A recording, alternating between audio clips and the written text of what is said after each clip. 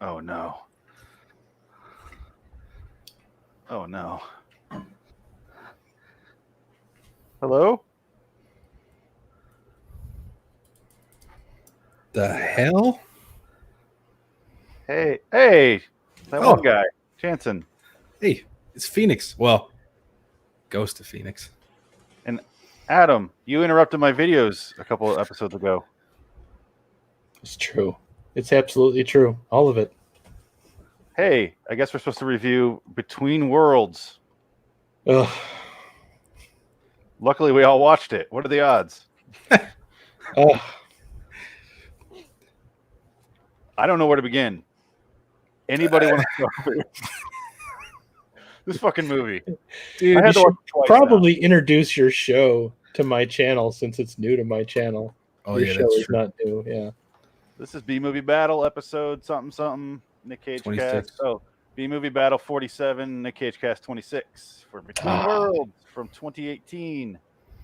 We're going to talk about Nic Cage and the Nic Cage movie. First, we'll talk about the movie, then we'll talk about Nic Cage afterward. And we'll A little bit in between. Peppered in. Little sprinkles. I'm a vampire! I'm a vampire! I'm a vampire! I'm a vampire! I'm a vampire! I'm a vampire! I say peppered on like pepper, but it's going to look like cocaine, clearly. What you just saw. Just straight up crack. Yeah. I don't know what the fuck he smokes before he shoots. Or He snorts. smokes Nicolas Cage blood. I think it'd be easy to list the things he doesn't smoke. Dried up Nicolas Cage blood with a little bit of tiger blood that he got from what's his name? Carol Baskin? Yeah, no, not Carol Baskin. I think it's about Charlie Sheen. Charlie Sheen. Yeah, Charlie Sheen sold him some dry tiger blood. There you go. Who's crazier, Charlie Sheen or Nic Cage? It can real I don't life. know, but I think it's criminal that we haven't gotten both of those guys in a movie yet. I agree Yeah. with that. Yeah. You I can think get Nic John Cage is fucking like- Travolta and Nick Cage together, but you can't get Or Travolta and Christian Slater. You get those two together. Oof. We can't get a Sheen Cage mix up. at this day and age too. Like seriously, what is Sheen up to these days? Recovery? I don't know. I Just don't think assuming. so. I don't think so. 15th bout of rehab. I don't The last I heard, he had AIDS. The tiger blood keeps him alive. AIDS! There we go. That's what I was waiting for. Okay, so Between Worlds. I would guess at the premise if I had to. Let's say it starts off with a girl in icy water and another girl in icy water. And it apparently has nothing to do with our movie at first, because then we just cut to Cage in a truck. Well, I mean, it was a full 5-minute opening Yeah. credit sequence too. So like we just had to eat up some time before we And get then to the it's time content. after the movie too, where they're like, "Oh, it's not 90 minutes." Throw in a random scene, Yeah, the flashback most at the end of the movie. ridiculous clip that had no bearing. Usually, you want your scene where they describe the main character and kind of provide their backstory. You want that toward the beginning in Yeah. the first act, but this Gotta one get a is little gotta get a after our little- story's wrapped up. It's like, oh, here's what happened to him when he's a kid. right. We need a little bit of plot creation, usually in the beginning stages of the movie. The opening sequence is the most interesting part of the movie, and it That's almost has nothing to do with the movie, just barely. Like it's Yeah, it's a Adam and I thing, were- but it's we were talking beforehand, and I was alarmed when I found out it was directed by a woman. You see her name right there. What is it? I can't read it from here. it is Maria Polera. That's Written and alarming. directed by Maria Polera. Because click on her name right now, you'll see that she also directed this and like some other like Hallmark looking movie. Because this feels like Falsely a rated R accused. Hallmark. Rated R. It felt like the worst setup for a soft porno that I've ever seen, or the most elaborate setup for a soft porno, I should say. I don't want to say porno. I want to say like incest fantasy. Yeah, Those kind Definitely a of Skinamax flick for sure. something funky. It looks like someone went, let's write a stepdaughter porn. Only we don't have any sex. We cut that part out. Europe gets that. Because it really is just him banging the mom and banging the daughter. I'm amazed they don't have a three-way. They'll probably cut that out. This Oof. girl, We should probably set up the premise before we start showing. Yeah, you're right. You're right. characters. Jumping let the it rip. gun. I just want to get to the picks. Yeah.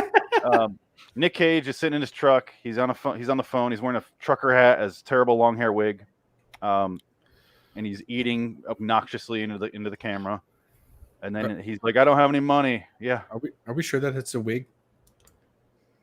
I think that's his hair, man. I think that's his hair. He's done movies around this with shorter hair. You really? Yeah. Huh.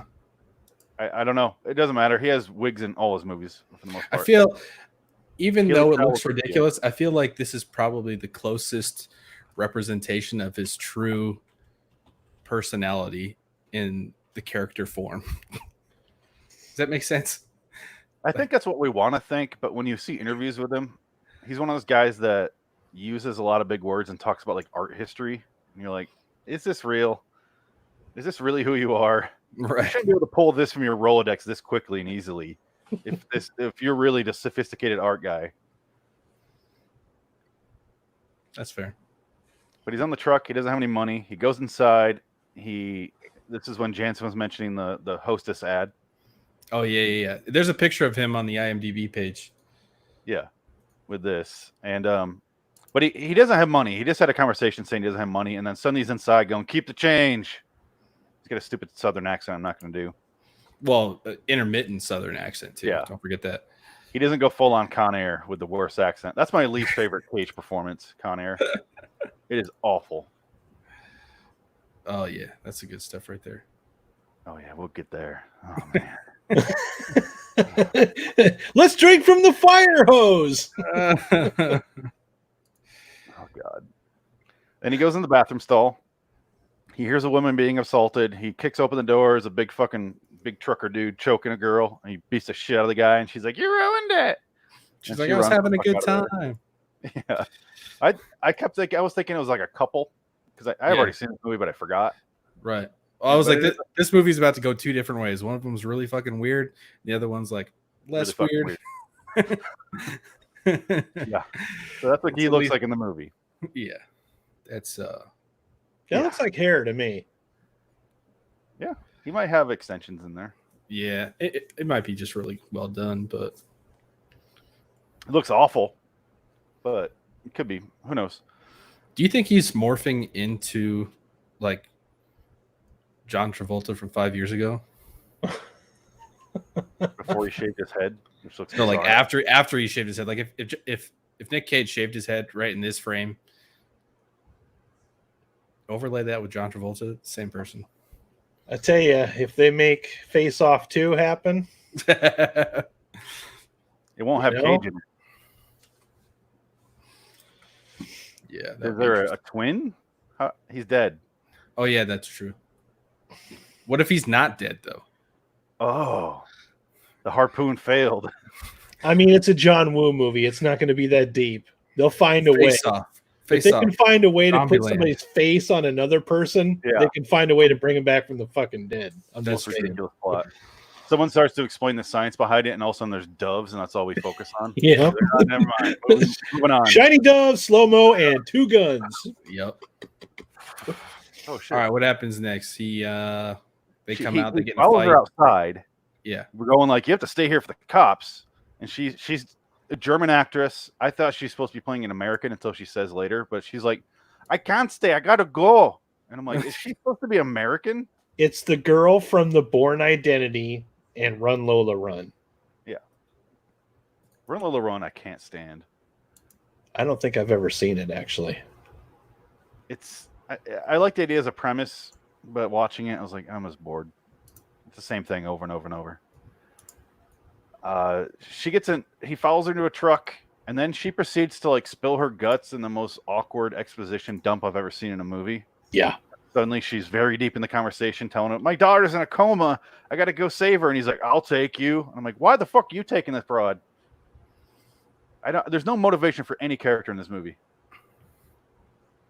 Yeah, it doesn't make sense. Just drink in that gut, though. That gut and that belt buckle. He's got to be pushing it out, right? So, You don't think so? Just a little bit? No, wait. He's very committed to his role. I'm sure he gained the weight for this part of this Maybe movie. Most likely they lost the weight.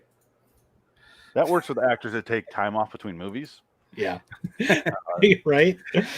That's a real beer gut. This is him trying to keep it together. Yeah. This is the guy that does so many movies he's not even sure what set he's on. I bet he gets confused what movie he's doing. Yeah, it's got to. Especially He here. probably thought he did Left Behind last week. Like a Facebook photo? What the fuck am I looking at? Yeah, what is happening here? Just that the look on his face, man, that tells you more about his role in this movie than you need to know. He's not even looking at the camera. He's like just dazed out. Like, I want to sleep. He is. He's thinking about what he's going to have for dinner. The NyQuil's taking over. Yeah, Spacing out. could really go for some Arby's right now. They go to the hospital where the daughter's awake, and then immediately she starts having like a seizure or she flatlines. Yeah. And then she's like, oh, by the way, I can talk to dead people. You got to choke me. And he's like, all right, yeah. Doesn't He doesn't even question it. Like that's the weirdest fucking motivation jump ever. Because it's like, first of all, it's like he's trying to save her and telling her how crazy she is. Mhm. Yeah. Then not even 10 minutes later, yeah, okay, I'll choke you, whatever. No big Right. deal. Yeah, I was trying to stop somebody from choking you, but now you're asking me to, and I have no reservations to this because you're a complete stranger, and this just makes sense to me in my world. I mean, if it was me, I'd be like, can we at least get a room first? Or Just gonna do it in the stairwell where anybody could walk in at a any given hospital point in time. stairwell? Yeah. where cops are everywhere, security. Yeah, I'll choke you, bitch. Okay. Time was Yeah. of the essence. I'll choke you out. Yeah, it's. I wish I had rings on It's all not the my '90s anymore. It don't Oh matter. yeah, that was the first thing I noticed is all the rings. Like what is He does that in real life. happening? 3 rings on each hand. I Just- think it's she like- was like the director was really excited to have Nic Cage in the movie because it's like the first thing you see is the snakeskin boots. It's like there he is, Yeah. snakeskin boots, and then a lot of attention to a ring on every finger. See Yeah, if I he can has find a picture with that. 3 giant, like Michael Jordan's wearing all his rings at once. Here we They're go. massive. Found one. On a picture of it. Yeah. They are so fucking obnoxious, these rings. That's not. Not big enough. Let me see if I can. Look at it. That's how he looks in the introduction. That's the guy he beats up in the bathroom. Just control scroll, Control scroll. maybe. Nope, that doesn't do it. What are you trying to do? Make it bigger. Or open Oh. image a new window and then control scroll, maybe. It looks fine to me. I don't know. Oh, I it guess doesn't the matter. rings. Oh, here we go. The rings are That's ridiculous. about as big as I can get it. There we go. Okay, got it. Point is, he looks fantastic. The hat, I honestly think the hat was the dumbest part of his entire His wardrobe. yeah, Yeah. like you had me with the leather jacket, the necklace, the rings, the belt buckle, jeans, boots, all that shit, Tattoos. the long hair, but that trucker hat looks too fucking nice. And he looks ridiculous in it. It's like one of those Von Dutch hats where it's a trucker hat, but it's brand Right. fucking new. I think they So- would. I think they thought that maybe we didn't know or wouldn't know that he's a trucker, like right off the bat. Well, we're The gonna fact that see he's him. just sitting in his big rig is the first scene. Yeah. Look at those rings. We're gonna see him grossing in a truck, but that's not enough information. We got to have Right. a trucker hat.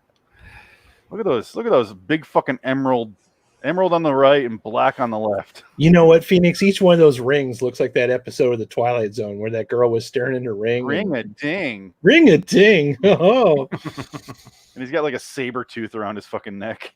yeah. I thought it was a shark tooth, but It's a yeah, shark It probably is, yeah. But this is what he looks like, and this is what you're supposed to take seriously. Luckily, it's like a minimalist comedy where there's not really any comedy, but the movie never takes itself seriously, which isn't satisfying for the audience in any way. no, it doesn't It just- commit to It just anything. made them feel better about what they were doing. Yeah, I felt like it was like, oh, we'll make it not serious. That way we don't have to go, well, it was a serious movie, and then we're judged for that. We'll kind of go, we're Just throw in half-assing it. throw in bouts of Nic Cage laughing at absolutely nothing, and It- it'll it make felt everything like- feel great. It felt like a movie that like the director just gave up about halfway through and decided to just let the actors do whatever the hell they want and just decided to edit it later into something coherent. Yeah, we were talking beforehand, Adam, and you mentioned it was like a Hallmark movie. I was thinking like a Lifetime. They Lifetime, all have the yeah. same premise, but it's like half Drive Angry, half Lifetime movie. but Drive Angry at least is kind of funny in the way it works, and it's supposed to be way over the top Grindhouse style. This failed at the Hallmark Lifetime part and failed at the Grindhousey aspect. It didn't commit to Done well. either one of those things. So what you have is this like kind of mediocre adult, maybe Cinemax at night type movie at best, with not much to go on as far as the story goes. I was kind of hoping that at any point it would at least try to go a little bit deeper, but kind of never does. It was like the 3 a.m. insomnia movie that you watch because there's nothing else on, for sure. Ironically, Jensen, that's about when I watched it. It was about 3 a.m. on Monday, and I'm like, this is a good 3 a.m. movie, but perfect timing. Fuck. There you go. It looks like a movie that's like my dad would buy this movie. But I think if my dad watched this, he would be baffled and not enjoy it. And then I'm a film lover. I don't like it. You're a Nicolas Cage fan, man, and I don't like it. The other part of this issue is that you guys talked about the two different genres that it could have developed into, and they didn't pick one. But even still, at the end of this movie, there wasn't a defining, like, at the end of those movies, you have like, oh, this amazing thing happened, or oh, we had this great story completed. But at the end of this, we left empty-handed. So it failed in multiple directions. Exactly, because Grindhouse over here, Lifetime movie over here, there's no crossover with that audience whatsoever. No. There's no comedy in the movie. There's each no of them in their violence. own right does something at the end. Yeah, but it serves their audience. Right. And there's no crossover there. So it's in the middle of two areas that have just nothing connecting them. In a Venn diagram, they're not touching. And then we have no jokes, no nudity. There's sexual chemistry, but there's sex in the movie, but it's not fun to watch. There's a sexual meth lab is what's happening. It's not chemistry. Yeah.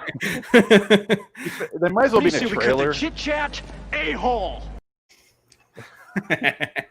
There's no the Grindhouse aspects don't pay off because you're not watching it going, this is at least interesting. Like the movie Grindhouse, the not the Tarantino side, but the Rodriguez side is at least Grindhouse, and you get that vibe. You're satiated for that. Mandy is Grindhouse. Mandy is a good example as well. Yeah. You feel satisfied watching that. It's a revenge movie. This one, he just drifts from scene to scene. So there's no satisfaction no matter what you're looking for in this movie. And it's like it keeps drastically changing tone because it's like, I have to keep looking up her name because I can never fucking remember it. But okay, Run Lola Run Girl. Call her kind of hot. Potente. There you go, Franca Potente. All right. I call her mom. Kind of hot. There's a love scene like right at the beginning, but it's like one of those awkward scenes, like maybe you should see in prison or something. Like can we talk about how Nick's character, for some reason, at the beginning of the movie has like this ability to sense what's going to happen in the future, like the flash forwards. I kind of picked up on maybe there was a little more than meets the eye, and right, but then it just completely disappears. Like he kept on seeing like a flash of like what's going to happen next, and then we lost that all by the end. The dream sequences, right? But that's after he chokes her. She saves her daughter in spirit world because she's between worlds. The daughter is supposed to go back in the body, but it ends up being his ex-wife who's dead, and because his wife and daughter are dead. That's his backstory. And then Nurse Exposition comes out of the room, is like, your daughter's safe. She's going to be safe now. Oh, man, what did you do? Good job. And she's all positive right here. She comes in the movie later on, like, scolding her for doing this very thing. Like, you shouldn't have meddled with it. I love your German accent. No, you got it perfect too. I think that was his Jamaican accent. Honestly, it's hotter when she does it, but you got it nailed perfectly. All right, I'll accept the favor, even though I'm horribly off. But they go home. She brings Joe back home. Nic Cage's character's name is Joe for the 10,000th fucking time. Takes him home. Immediately, he bangs her on a couch, like from behind, aggressive sex. Doggy style. Expecting to smash her face into the arm. I thought bones were going to break on that. Like that was they broke the lamp. I wonder if that was meant to be, or if that was just broke a prop doing it. Yeah. probably. He hit her in the back of the head with a lamp. I wouldn't want to be underneath Nicolas Cage. I don't think I No. would survive such an That's encounter. not a safe place. No. Someone has been underneath him. He has a child. Just one. Ever heard of a line? Hey, have you ever been dragged to the sidewalk and beat until you pissed blood? Someone fucked that man and let him come in them. Whew. Oh boy. I can't imagine being in the dire straits where your life is in that position. It has to be someone like in this movie. Just has given up on Well, life. that's why, because the movie kept misleading me, because I kept thinking it's like, man, she's really coming on to him fast, like that took a dramatic turn. It's like maybe she is insidious, like there's more to meet. That's my problem, is I keep thinking that there's more here than is what's really here. It's like my mind keeps wanting to fill in the blanks with better ideas than what the movie keeps giving me. And then you realize what you're watching. You're like, oh yeah, it's like, oh yeah, this is a Netflix movie that I never heard of, and this is probably why I never heard of it. Yeah, it's not a direct net. It's not Netflix made. No, there's no way. 2014, I think, was the date on this one. 2018. 2018. Okay, it feels like a 2014 movie. It does. I honestly, before you guys tell me about this, never heard of it. No, I never heard of it. It's just one of those movies you look at the red box and you're like, no. Oh, speaking of Redbox, we were just talking a minute ago before we went live. We were talking about foreign posters. Now tell me this doesn't look like a fun movie right here. Right. This is not what we watched. This is very fucking misleading. I have this right in front of me. This is the Blu-ray I'm holding up. This is not a horror movie. It really isn't. It is giving away the marketed ending. As one, but flat out giving away the ending is what it is. How many movies does Nic Cage have where he's on fire at some point in the movie? At least 2. So this is the adding the gun and the shades. There you go. Yeah, they got the little T upside down. That's kind of not very original. Yeah. Yeah. It has nothing to do with Satan either. What the fuck? Here, this looks more like the actual movie we saw. This looks like the poster for the Lifetime original special right here. That looks exactly like the poster on the director's other Lifetime movie. See, look, he's even behind her. See, he's about to crush her face into the couch. Like the poster from Mom and Dad. Yeah. Yeah. It's the same color as the one of the I reviewed another Cage movie. It has the exact same color. That's so bad, man. Yeah. The this one is terrible. Yeah, see, this looks like something like a student art film would be. Like, this is an A24 film right here. Why is there a tree? Why is there a crown on her head? Yeah, there's none of that. What's going on there? There's none of that. The whole setup is the wife goes into the daughter, which is the premise of 1,000 Lifetime movies. They go home. They bring the daughter home. Cage is carrying her inside the house because he's apparently a member of the family now. And then they go inside. And then it's just the next 40, 50 minutes, right, is her being awkward, the daughter being weird. Her 2 douchebag friends come over, and the mom's like, what if you fuck off? Whatever the fuck he says. For a second there, I thought this is going to be one of those things where there's an affair between, it's like he's seeing her and then also having to maintain this relationship with the mom. And I thought, okay, well, that could be interesting, right? I was really fishing for anything here. Can I ask a question? Absolutely. Did anybody just guess it right off the bat what happened, like with the body switching? I read the back of the box before I watched the movie. Oh, you did? I didn't. Yeah. I guessed it like in the hospital. Like I was like, oh, that's I went into it. It is just all I did was look up the title and hit play. Yeah. That's I didn't look up anything either, but I just thought it was so obvious was the other part of it. So the last line on the box is the body is possessed by the vengeful spirit of Joe's dead wife. So I knew right off the bat. Well, see, you shouldn't put that kind of information on the box. I mean, that's like going to have something else going on in the movie, right? Well, that and don't give away the one plot line, right? Yeah. That's it. That's the whole movie. So thanks for joining me. No. The fucking movie continues, but the daughter's weird. The mom trying to, talk to her. Nic Cage is smoking a joint with her and getting really high and screaming. Yeah, because it's Nic Cage. No, he was laugh screaming, which was, very compelling, but ridiculous. It's ridiculous Cage. I want to be a fly on a wall when this movie was being made, just to see the real life reactions of the actors and actresses that have to be in scenes with Nicolas Cage. The energy in the room has got to be so fucking awkward and just like cringy. I want to be Nicolas Cage. Do you know the movie? Wait, you want to be Nicolas Cage? Do you know the movie Unforgiven? The Clint Eastwood movie? Yeah. You know that character that follows around the bad guy, the Richard Harris role? Yeah. And writes about him and just sits there. Mr. Beauchamp. Yeah. I want that job for Nic Cage. Just sit there like on the set of the movie and just watch and like, oh shit. Write Nicolas Cage's biography as he's filming movies and just follow him around. Yeah, dude, that would be perfect. Dude. I'd be perfect for that job. You'd be the right guy for that job for sure. I was born for that job. Call me, Nick. You've done the legwork. I mean, yeah. I've done the homework. I watched Between Worlds twice. you not only 3 hours of my life I'm never getting back. You bought that fucker on Blu-ray. He owes you for that shit. Okay, I can have 2 copies. How much was that Blu-ray? I want to say 15. And I can watch $15 as much as I want. Yeah, there's so much better porn you could have bought with that amount of money. Yeah, the more I watch it, the cheaper the movie is. Yeah. That's how it works, right? I don't know, because I think it's taking away time, and I think time is worth more than money. Yeah. You think so, but it's me. My time's worthless. Everybody has to have a hobby. What is that? What is that? What is it?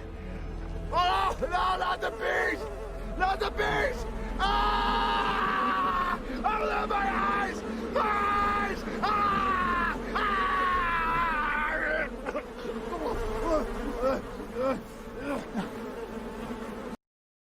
I wonder how long that scene went on before the director said, and cut.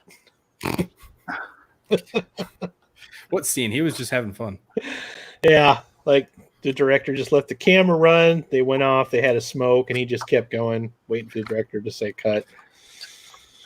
Take a whole bottle. Talk about this whole film is like the equivalent of like you want to see something naughty, but you never do. It's like the equivalent of you want to see something naughty, but then you accidentally walk in on your parents having sex. That's what it feels like. Yeah. So you stay and you watch, and you're like, and you know, then you feel bad about what you did. And you start going to counseling, and this movie feels like I said, if they were married, it's incest porn. Like if you go to like Pornhub and look up incest porn, stepdaughter, type in the word step, it's going to autofill you to some weird spots, and you're going to see this where he fucks the stepdaughter while the mom's away. That's the premise of a trillion pornos.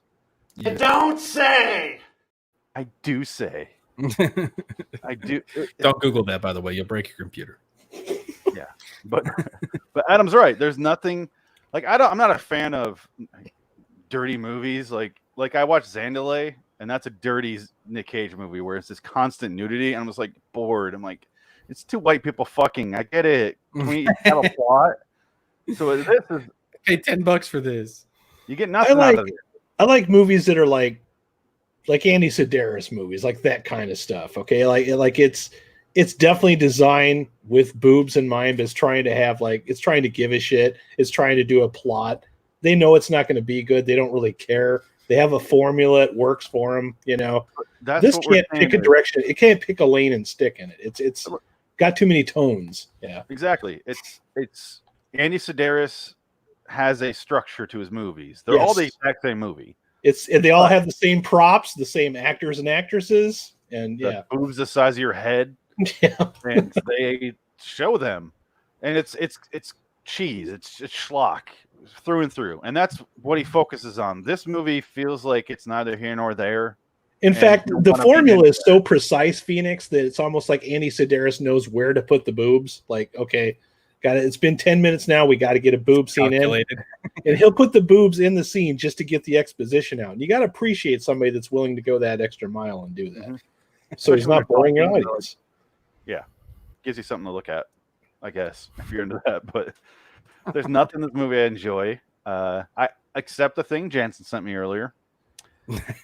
Well, Franca Potente, the only time you ever see a boob on her, Nicolas Cage's hand is over top of it. So that might have excited you more than me. It was a goof too, wasn't it? Kind of, yeah. The way it was being filmed. Well, no, it goes over, Her bra's off, and then the camera flips, and her bra's back on too.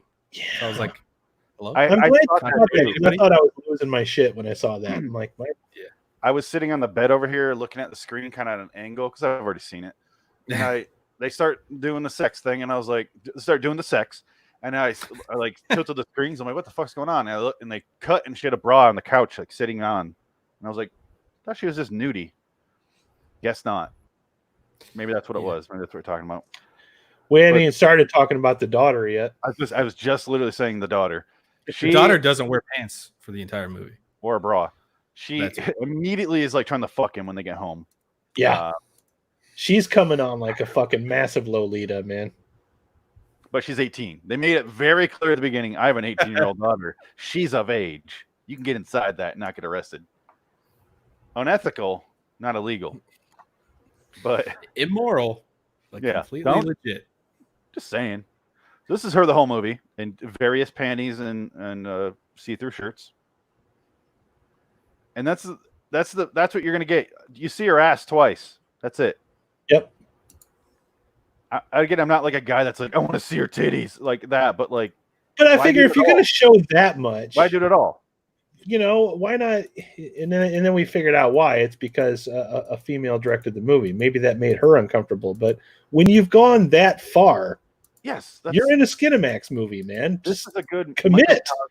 It's a good microcosm of exactly what we're talking about, where you're gonna go far enough to show her ass, but not far enough to show any more. Then why do it at all? They're borderlining too far between Lifetime and Heart. Like, right. It's like they were still trying to decide what this movie was going to be while they were making it. Yeah, I don't even think they had a classification for it. I think they had an outline written on a cocktail napkin and just went from there. Borecore. I'd say borecore. Borecore. That's good. That is accurate. That is I don't know what to call it. I was bored, and I wanted to be more hardcore. This movie should have been like Drive Angry. It looks like a fucking Drive Angry movie. You know, a lot of times when we watch these movies, I'm like, man, still some respect because they got something made, right? This one, you should have scrapped it. It's as little as effort as possible. Like I said, that what upset me is that opening sequence looked like the only time the filmmaker was trying to give a shit. And the opening credit title sequence, that's as far as you're going to go with it? Yeah. The movie was shot in Spain. I just looked it up. I was curious. It was probably the most expensive shot in the movie, too. Yeah. It was very. The first review on IMDb is a 1-star. Ghost of direct-to-video horror. It's truly an incoherent mess with a haunted Lolita thing going on. That's the first line of his review. There you go. There we go. Okay, so she admits to him she's the wife, while the mother is out buying his lockbox back from his job because he got fired for taking way too fucking long to drive to Mobile. Is that where he's going? Yeah. He takes way too long, gets fired. He owes money. He can't get the lockbox back with his lockbox back. Good God, that's a tongue twister.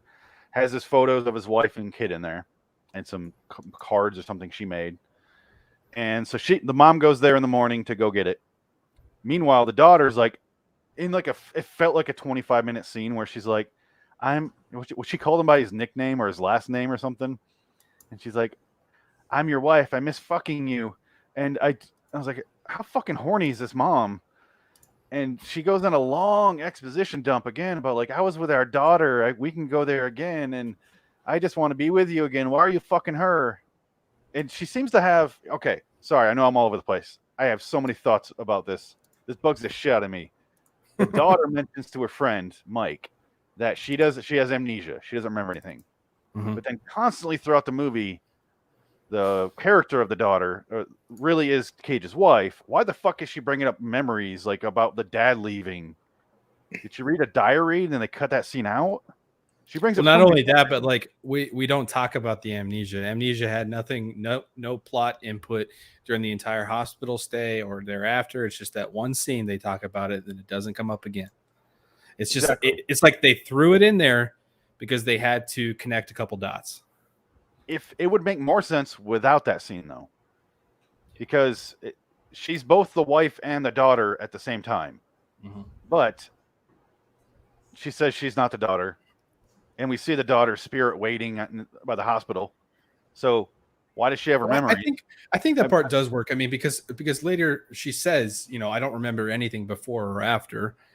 I don't know. I mean, I think the thing that should be pulled out is her actually remembering something, not her forgetting it. That would make One more of sense them, to me. one or the other. I don't One give or a shit. the other. It doesn't matter. I don't know if memories are stored in the brain or the spirit. I don't know. I don't give a shit. Tell me which movie. What do you want me to do? I got a great IMDb review. It says I could write a better movie in 2 minutes while on acid and fighting 10 men. I ain't bragging. Yeah, this is her. This is when they first go home, and she gets there's fucked by a the trucker hat with a tattoo. Or lamp. Look at that. All the hat. tattoos in this movie have exactly the same pigment, so you can tell that they were slapped on 10 minutes before the shooting started. Those are the exact same. Is that an astronaut in her arm? I thought it was Mothra. I don't know. Looks like a demon on his, right? It's either Mothra or it's the Anheuser-Busch logo. They did a good job of make Florida trash. Two wildly different things.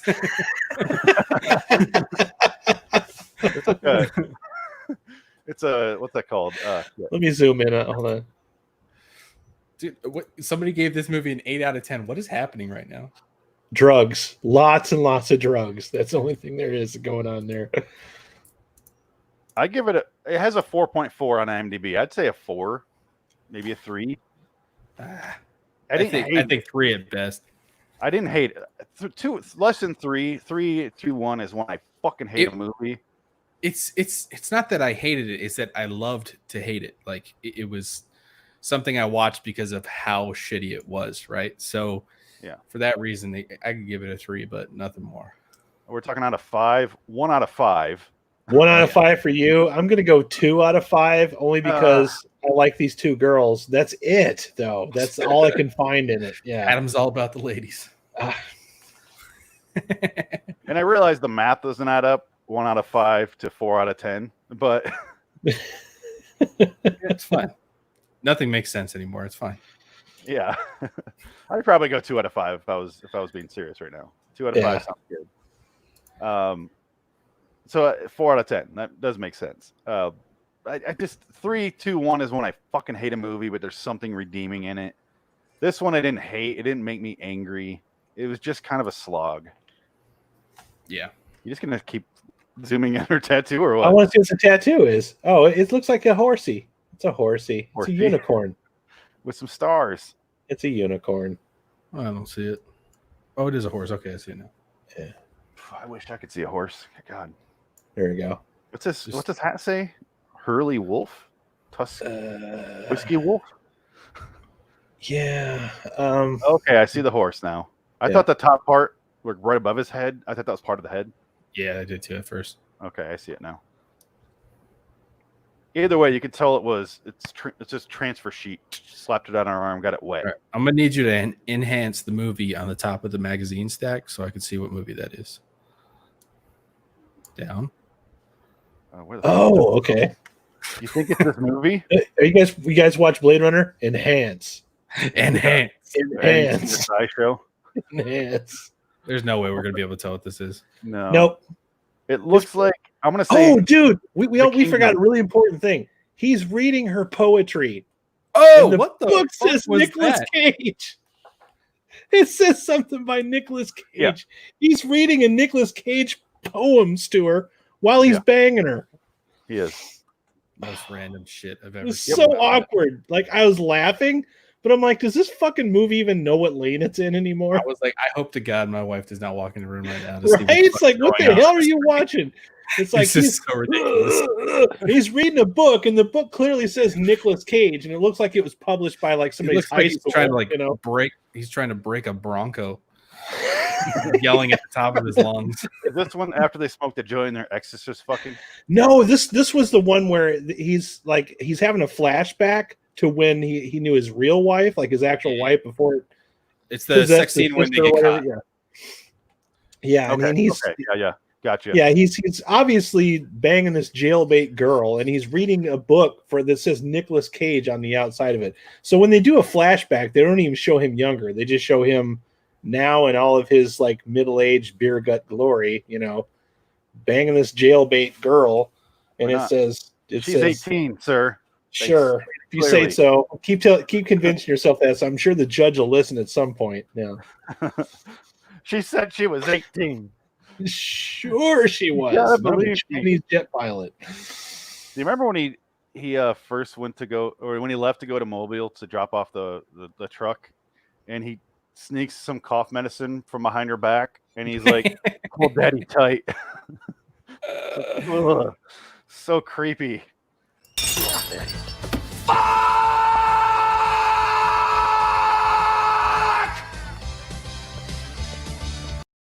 Exactly.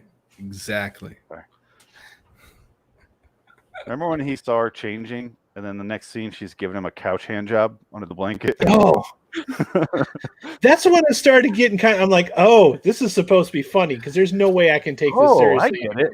Like, Okay, yeah. Yeah, and he's like talking to us like, you want any help out there? Okay. But the even weirder part about that is that 15 minutes ago he was mad about it, and now he's fine with it, and nothing. Yeah. She still hasn't told him anything, so like he still thinks it's her daughter. He's a piece of shit. He's still just a scumbag. Yeah, it's like right after that happens, it's like I'd be, unless you want trouble to come find you, you're back in your whatever you came in, and you're the fuck out of there as fast as you can go. So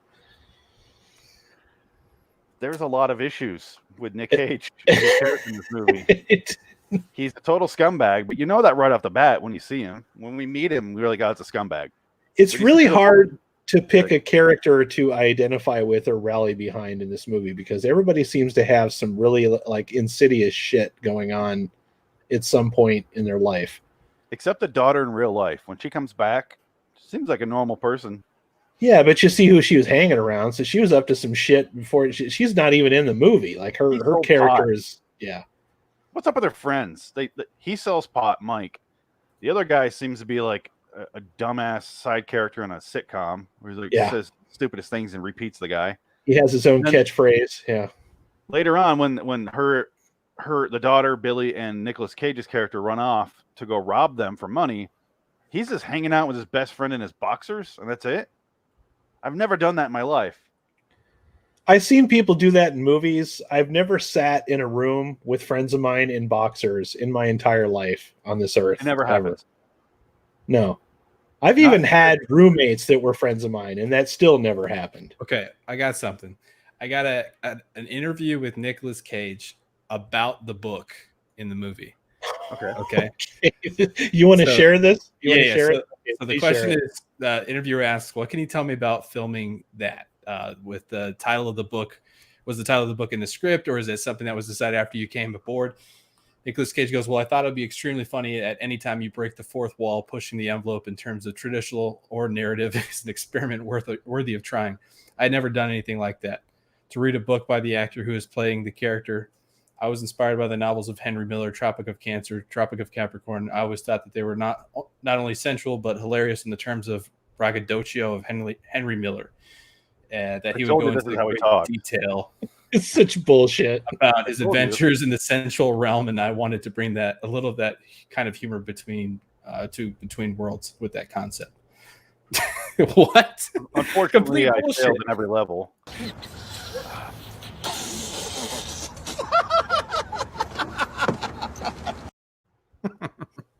I mean, complete bullshit, dude. Like you thought, hey, it'd be funny. What if I put my name on the book? You did not put this much thought into that. Yeah. What do you say we cut the chit-chat a-hole? Oh, that's what the interviewer should have said. Meant to do this one. This is a long interview. I'm going to send this to you guys so you can read it later. What's in the bag? A shark or something? Yeah. What's in the bag? What's this movie about anyway? A shark or something? He's got a shark tooth on his fucking, shirt. He's wearing it. Maybe that's another callback. Who knows? At some point, the mom goes back to the hospital to talk to the Jamaican nurse who scolds her for doing the very thing she was really on board for, right? Yeah. She was like saying, oh, you did a great job. Stick around. Keep an eye on her. And then she's like, you shouldn't have done that. The dead are dead. It's not your job to save lives. It's ours. With the accent, man. Come on now. Yeah. I was trying to remember what else she said. Yeah. It's not your job to make. No, she's not that hardcore, but she really does have a big. It's that character that shows up in a horror movie on Skype, and it goes, "Bagul is a creature that was that character in every fucking horror movie." Dude, I'm reading more of this interview, and he fully intended this movie to be cringy. Okay. It's not cringy in an enjoyable way. No, it's not No, even like- fun cringy. It's just bad. He says, I like to watch people squirm. So those scenes that we have in the movie that were cringe and squirm inspiring is what made me laugh. So I would approach it from that angle. You know how you were asking earlier why he doesn't go to Comic-Con? That's why. He wouldn't survive 5 minutes at a Comic-Con with people. Remember, how come 23 minutes, 32 seconds into the movie, you took off your shirt and I saw a tattoo on there that it wasn't quite matched up in the previous scene? How come? What? Nicolas Cage he'd just be like,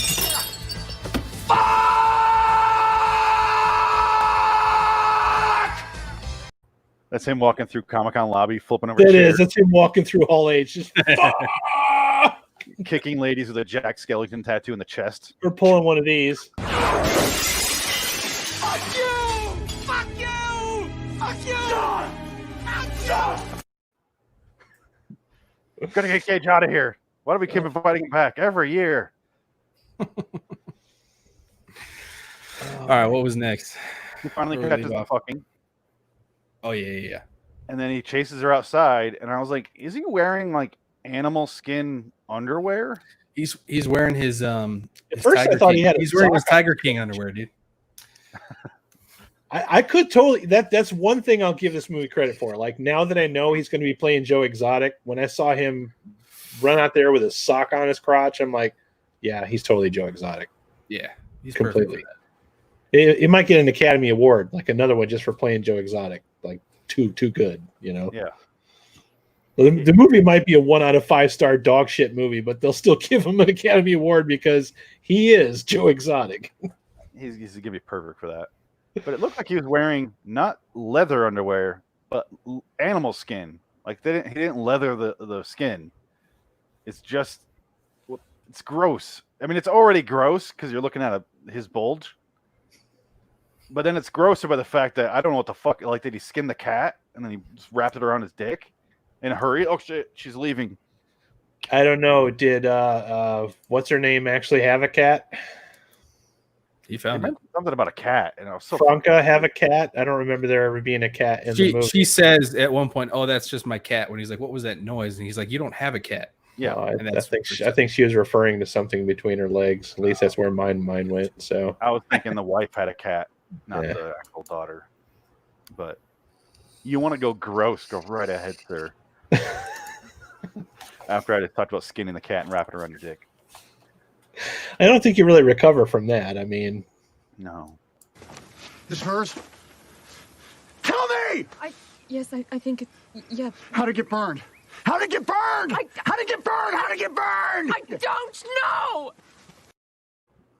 how many takes do you suppose that scene took before that girl was like, "Fuck this shit, I'm out of here. I One. can't stand She this was guy." too traumatized to do another. That was the can't end of work her for that acting man. career.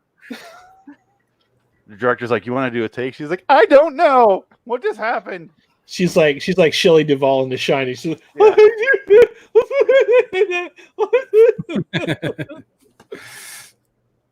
Yeah. She's scarred for life. She Yeah. still wakes up to, how'd it get burned? Ah! Oh. How to get burned? How to get burned? Okay. Just a truck backing up. Oh, Not Cage. He calls her at night. How'd it get burned? Ah. it just stalks her and shit. This is when they go and rob her friends. They shoot the stoner guy in Big self-defense, elaborate plan. Yeah. and then they fuck Who's off. you back, or him? they fuck off back to their house that they share together as a couple. And then Mike shows up at the mom's house with a gun and makes her tell the most ridiculous story. This movie throws sci-fi bullshit at you or like fantastical bullshit at you. Like, oh, here you go. She can talk to the bring back. Have fun with that. And you're like, oh, she can? What? Yeah. There's no Plot explanation armor. for the characters. And the characters are just like, yeah, she can. She Every can do that. character. She's got to choke don't- herself. They never once in this movie go, come on, that's bullshit. Show me. Welcome to writing, Phoenix, in the 20 teens. It just shit happens when the plot needs it to. There's no setup for anything. It's just, oh, by the way, this can happen. Laziest fucking script. Oh, she could talk to dead people and bring them back. Okay. Yeah. What? There was a scene in the hospital there where they're talking to some, like, I'm guessing she's Haitian based on her accent. I'm guessing that at the most. I'm like, oh, we're not going to do the voodoo shit, are we? Say what? I was hoping we weren't going to do any voodoo shit because, like, Phoenix and I have this thing where we're just fed up to here with voodoo plots in movies and TV shows. It's been fucking done to death so many times. Just no more voodoo, please. But they don't call back to anything. She's just telling, what's her name again?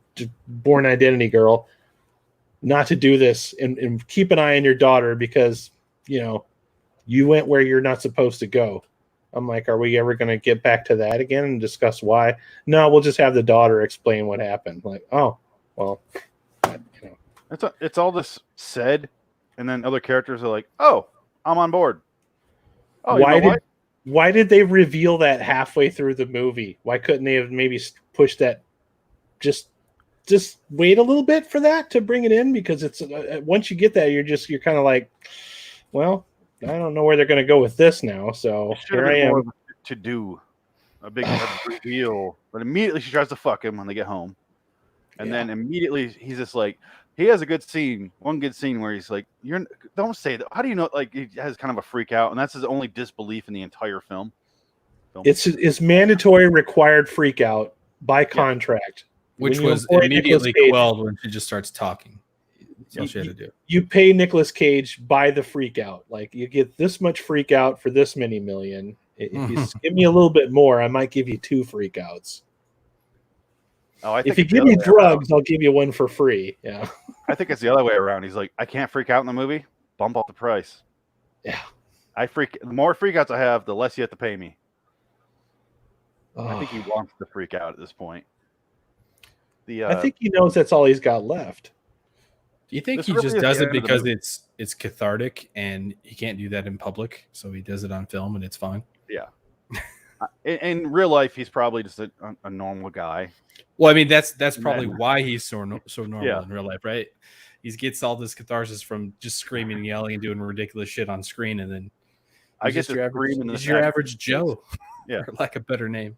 I'm gonna scream how to get burned 75 times in a row at you, and you're gonna fucking take it because the script says you have to. This hers? Tell me! Yes, I think it. Yeah. How to get burned? How to get burned? How to get burned? How to get burned? I don't know. I don't know. That's the actress giving up. I don't know. They cut out my next line. He keeps screaming. I could have been a physical therapist. Here I am getting screamed at by Nicolas Cage. I could have been a dental hygienist. Coked out of his mind. Why? I don't deserve this. Why is this madman yelling at me? Stop yelling at me. That brings us right up to the end, doesn't it?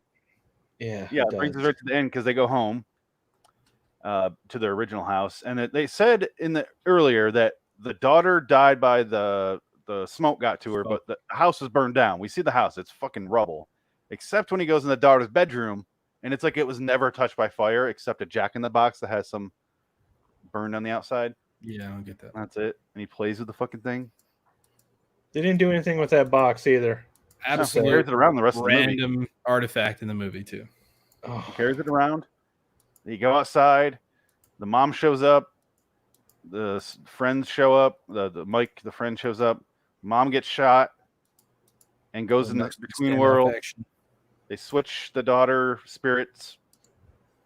And then the daughter goes back and realizes her mom is dead. And that's her introduction into the world again. My dead mom.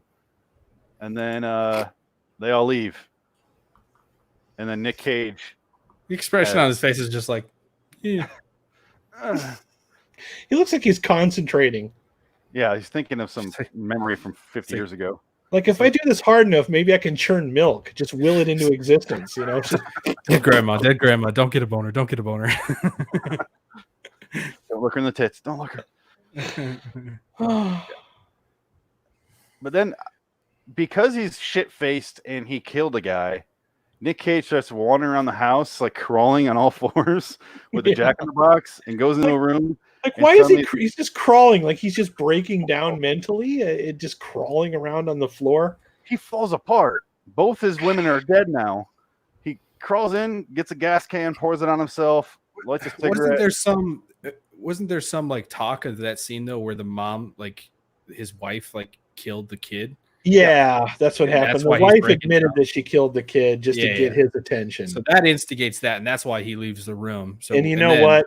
That's leads to his demise. That's one of those things, Jansen, like you were talking about, where you guessed it, like right at the beginning. I knew that she killed that kid, like right, like that was like the least shocking reveal in the whole movie. I'm like, oh no, like, you were definitely mommy of the year because you showed it so well throughout the entire movie. This only goes one way.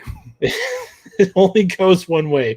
Anything else is just the director making shit up as they go. Yeah.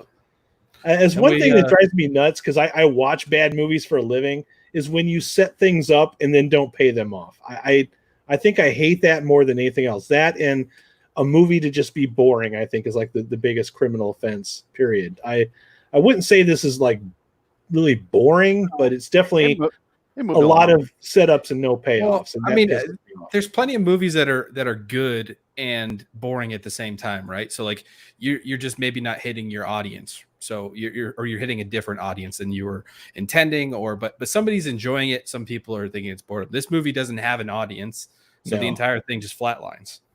Yeah, it's hard to figure out what crowd this is made for. I couldn't tell you. I don't even think there's anything set up and not paid off. I don't think there's anything really set up. There's like 4 plot lines that go throughout this movie, and all of them fall flat on their face. And all of them happen, but you're like, by the time you get to it, you're like, I don't care, or I knew that. Yeah. There's no personal connection. There's no investment from the audience.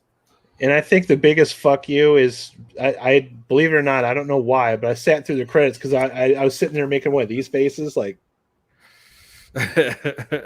So I sat through the credits, and there's a post-credit sequence. No, it's not post-credits. It's just before the credits, but it's like self-immolates himself. Yeah, and with this worst CG fire, puts a cigarette in his chest. It was almost like Ghost Rider. It was as bad as the bees. No, Ghost Rider did the fire better, I think. Yeah, right. It did. As bad as the CGI bees. All the way back in 2000, I think that came out, 2003 or something. Oh, they're in my eyes, and you can obviously tell there's nothing in his eyes. Yeah, but the fire goes out, and they leave the house and drive away, and then the movie, the camera pans back, it goes away, and you're like, oh, the movie's over. Nope, immediate fade up on a kid sitting on a couch, and then an argument in the kitchen, and the kid grabs a gun and goes in there, and the dad's like, you finally grew a set, huh? Or something like that.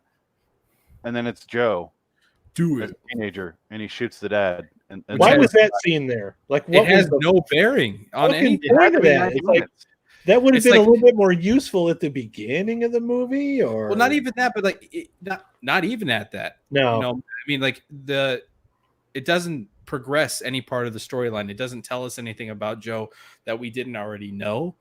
They said his dad was drunk. That's it. Yeah. But beat him. Him killing his dad doesn't give him motivation for anything that happens in this story. I feel like what they wanted to do was throw it into the parts where he was having weird flashbacks of the wife while fucking the daughter. That would have fit. Yeah, like maybe they forgot about it. Oh shit! Or they're like, oh shit, throw it in credits. Or they just like it doesn't fit there. Padding the runtime. Yeah. You know what it was? It was most likely like, hey, let's shoot this scene. We got the director's nephew. He's in this. If we don't put it in the movie, we're fucked. There goes our funding. There goes our funding. Yeah, and they're playing a really bad rendition of "The Leader of the Pack." As is one of the out songs as he's emulating himself in the house, and it's going up in CG flames. Fuck this movie, man. I want to look into if Marilyn Manson was a producer in this movie. I'm pretty sure the singer really liked Marilyn Manson and just wanted any excuse to put that in a movie. Because when you first put in the movie, first hit it on Netflix, one of the symbols for the production company looks exactly like Marilyn Manson's logo, that little arrow, Oh God, really? They play a long Marilyn Manson song in this movie while now you got me curious. We got to look this up. Him fucking the wife or the daughter. There's a lot of Marilyn Manson stuff here. And Nic Cage is starting to look like Marilyn Manson, so I'm curious what's going on. Aaron Collins was a producer. Yeah, there's got to be something. I know it's getting an IMDb. So it looks like Aaron Collins and Jim Agnew are both producers that did other stuff with Nic Cage. Jim, Eric, Aaron, David, Maria. Those are your producers. Yeah. Okay. So no Marilyn Manson footprints on this. Okay. Not in plain view anyway. That would have made this movie even remotely interesting, just to know that there was an outside influence, that, you know, somebody that has an audience. What has this lady directed? That's what I want to know. Well, I showed you. It's click on her name, and that poster looks exactly like the one Nic Cage for this movie that you pulled up. It looks like a Lifetime movie. Scroll down. Yeah. Oh, like, God. see? Okay. Click on that. That's like a Lifetime movie. That is definitely a Lifetime Falsely movie. accused. 3.3 out of 10. Falsely accused. Okay. Yep. It's a Lifetime movie Oh, with Rosanna Arquette, and that's what the director has done. That and this. yeah. That's why this feels like a Lifetime movie, because she really does do those kind of movies. Oh, man. That's why I don't know what the fuck Why is Nicolas Cage in Lifetime movies now, man? What has this world ascended to? So we got. I guess we'll finish up here, but let me do my little list real quick. Okay. One thing I want to mention is the Twin Peaks music in this movie. Drove me fucking crazy. It was clearly just Twin Peaks music. Second thing is, let's do a list real quick. Help me, guys, of movies where Nic Cage is either on fire or lit on fire for a scene, or something like that. We got both Ghost Riders. We got this. We got Wicker Man. Wicker Man. There's a bunch of them. I'm trying to think. I had a list at one point. It was a year or so ago. I did another. He doesn't catch on fire in Face Off. No. There's Con Air where he runs from an explosion. True. Out the window. There's a lot of movies where he's walking away from explosions. That doesn't count either, though. Oh, Drive Angry, Escapes from Hell. Left Behind? Beats me, man. No. Too many, I'd say. That's a lot of fire for one man. Yeah. So, on my show, what I do is put up my Nic Cage rankings. So I'll do that on the video somewhere here. This rate's pretty low on both, I'd say, as far as, because I do two lists: Nic Cage movies, like what they are as far as the movie goes, and then Nic Cage performance. Mm-hmm. This is going to be really low on both lists. It's going to be above a few things, but not many, I'm guessing. And so, last segment here. Let's just talk about Cage for a few minutes. Okay. So you can take me off the big screen if you want. How do we feel about Cage? His performance, his motivations, and we talked about his look, so we'll ignore that. Because I have Rage Cage, Quiet Cage, Quirk Cage, Sophisticated. Sophisticated is like where he's dressed in a suit. He acts like he's a real person. I think I said it when I jumped on. I was like, I think this is a little bit more autistic Cage than anything else. It's sporadic. He doesn't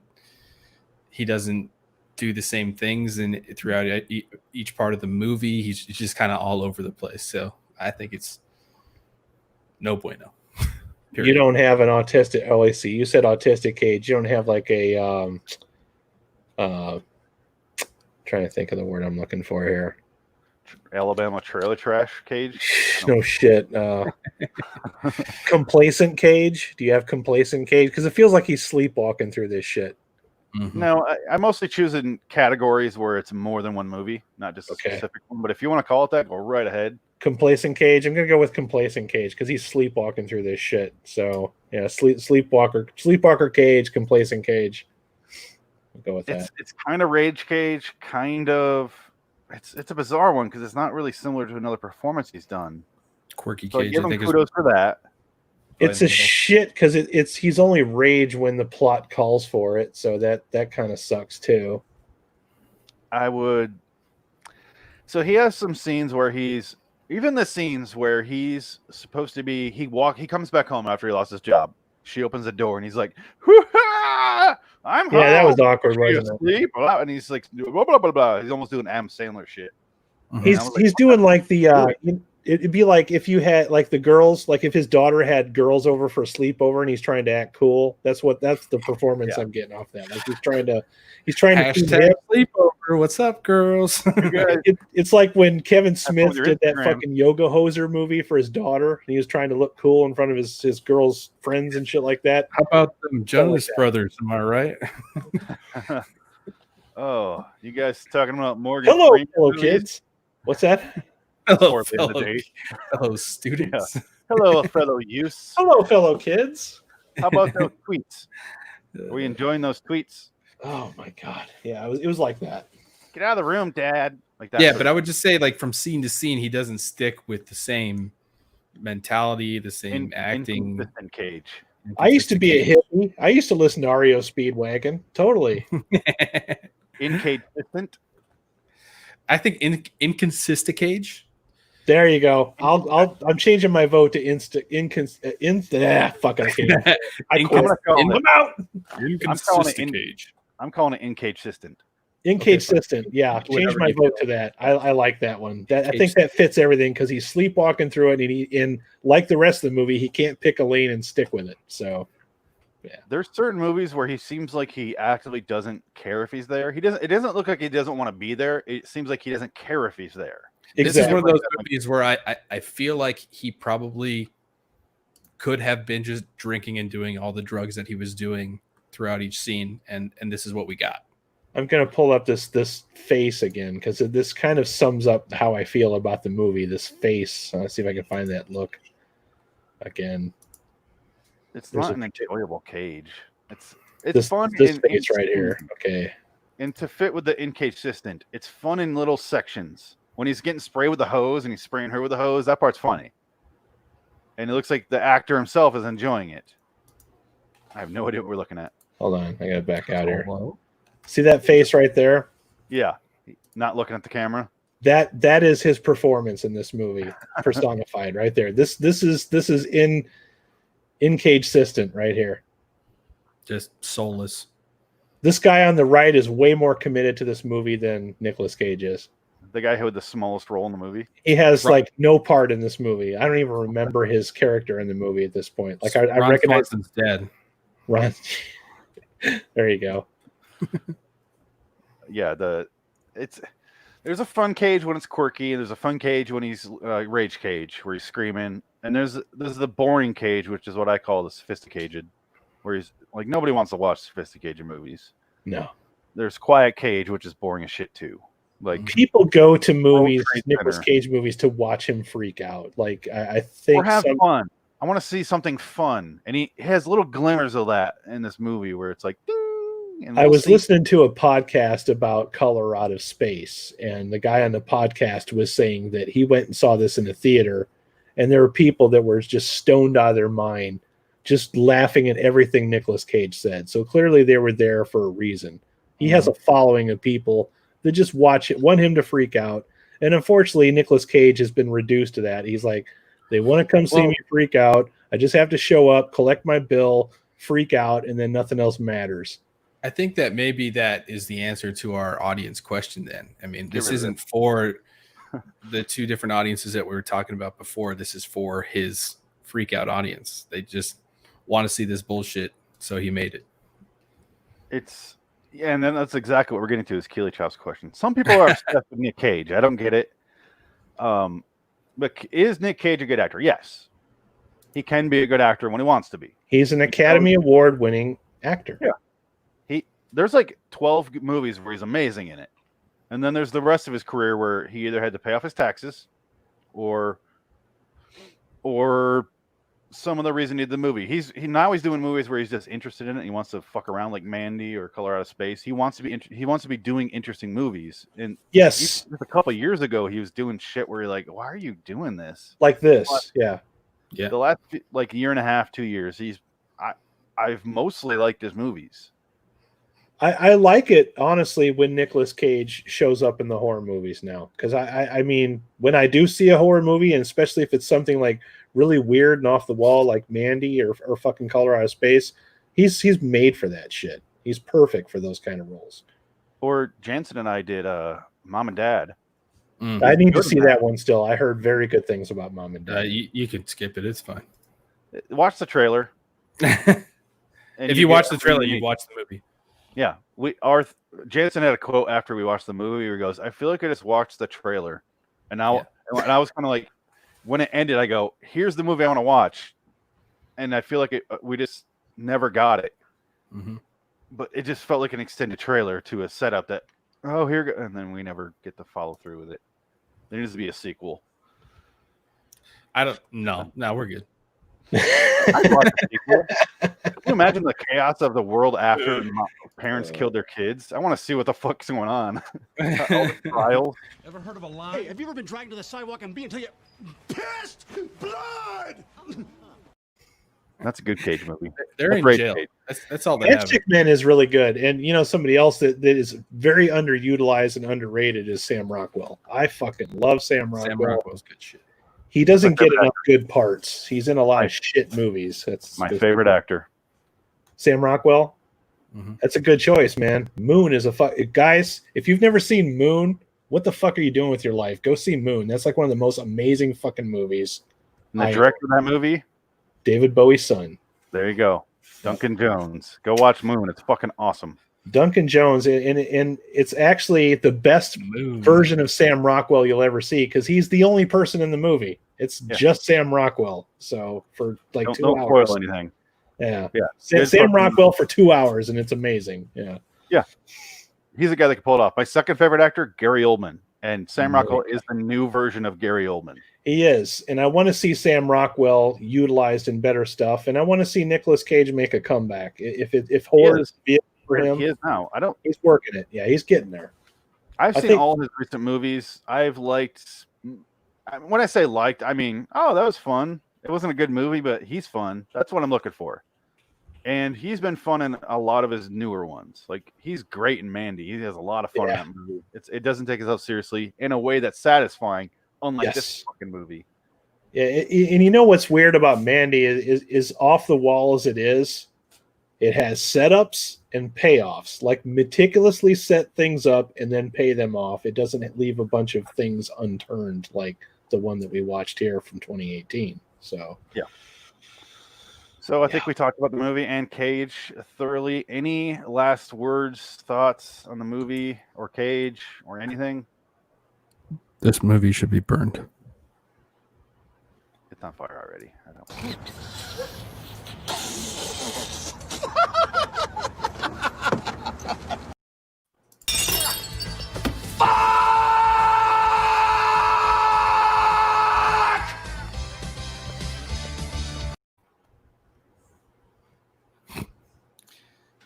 And guess Phoenix is back to being a ghost. He's at it. He's out of here. While you're at it, though, make sure you like, share, and subscribe to RaidersOfTheLostFlix.com.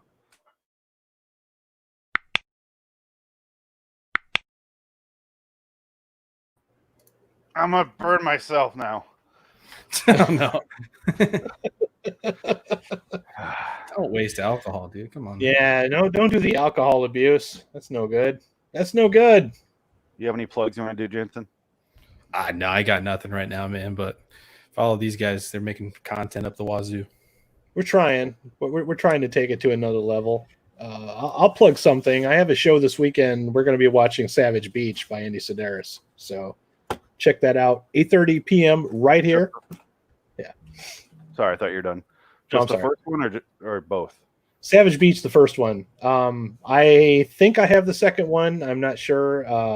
I don't want to commit to any of those if I can't find them. I try to show things that everybody can watch with us. So if you see the first one, you've seen the second one. That's what I figured. Yeah, I watched most of the first one, and I thought it was pretty funny. So, yeah.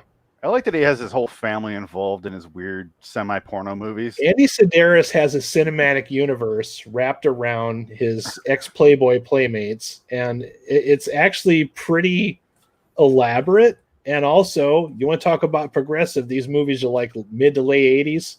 The females are the leads. So, just saying. Yeah. Female action heroes. Yeah, kind of. I don't. Kind agree of. with I that. know. I know you don't believe that I'm either. reaching. I'm trying to be funny with this. Their Yeah. boobs are the lead. Let's be honest. Yes. The boobs are the lead. Their nipples are on screen a lot, so they got Yes. females in there. But for me, LIWstudios.com, youtube.com/Loitering in Wonderland Studios. We do weekly podcasts, either LIW The Twilight Zone Review. We review every episode of the classic Twilight Zone, or we do Tales from the Crypt, which is very similar to this, who the fuck is Tales from the Crypt for? I have no idea. Who the fuck is this for? I have no idea. So check those out every Tuesday night at 10 o'clock on Raiders of the Lost Flicks. You might be watching this on the Loitering in Wonderland Facebook or YouTube feed. So Raiders of the Lost Flicks is where we do the live one. Go there, subscribe, click that bell, smash that like button. Right. And yeah, bottom of the barrel Cage, especially for 2018. Do not watch this movie if you've made it this far. Oh, yeah, website. You can pull that up.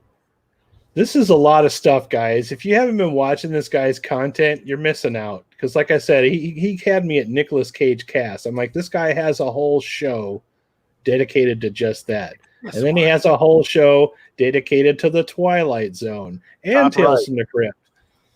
The top right show. NyQuil and Cocaine, a face-off novelization, audiobook, and video review. I have to watch these in order.